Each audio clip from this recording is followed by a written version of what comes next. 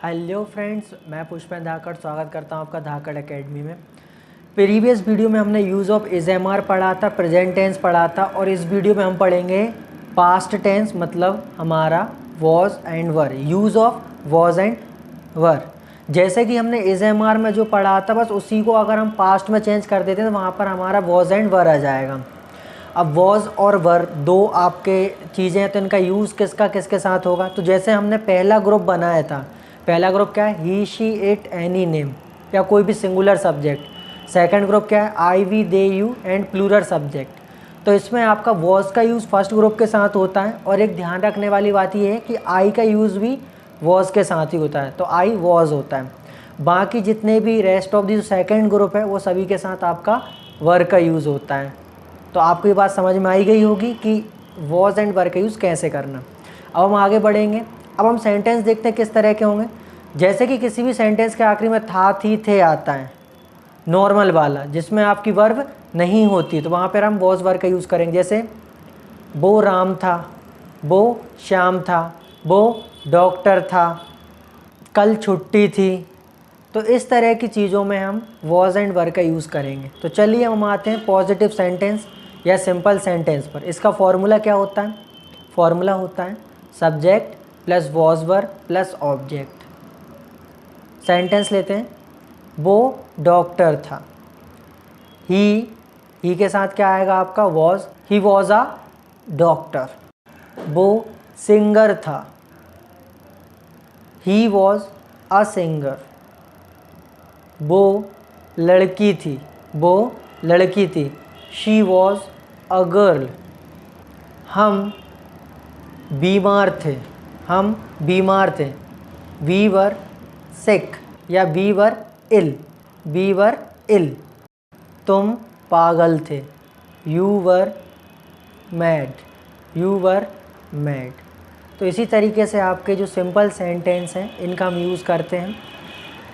अब हम आते हैं नेगेटिव सेंटेंस पर। नेगेटिव सेंटेंस बनाने के लिए हमें जो हेल्पिंग वर्ब होती है वॉज और वर, इसका हमें बस कुछ नहीं करना है, बस इसके साथ नॉट ऐड कर देना है।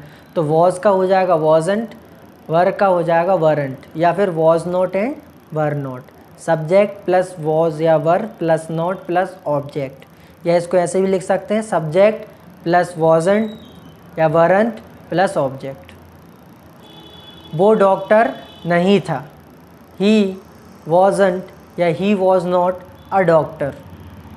तुम पागल नहीं थे, तो तुम क्या सेकंड है, तो यू वरंट या यू वर नॉट मैड।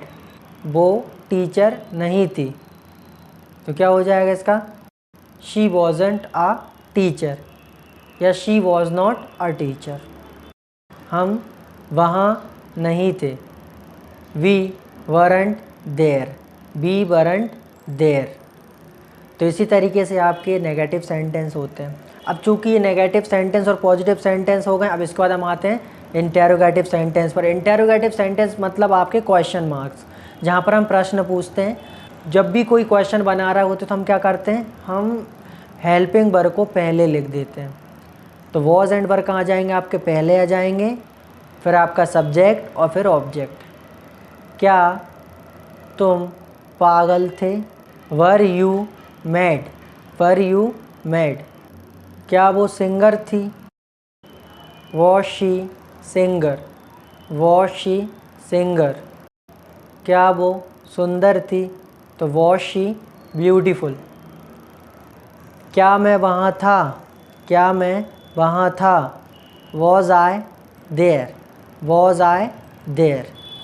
तो इसी के साथ हमारे इंटेरोगेटिव सेंटेंस आपको समझ में आ गए होंगे। अब हम आते हैं इंटेरोगेटिव प्लस नेगेटिव सेंटेंस पर।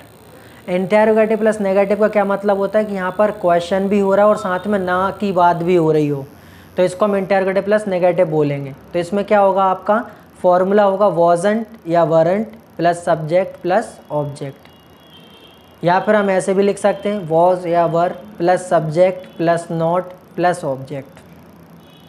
क्या मैं वहाँ नहीं था, क्या मैं वहाँ नहीं था, तो वॉज आई नॉट देयर या वॉजंट आई देयर।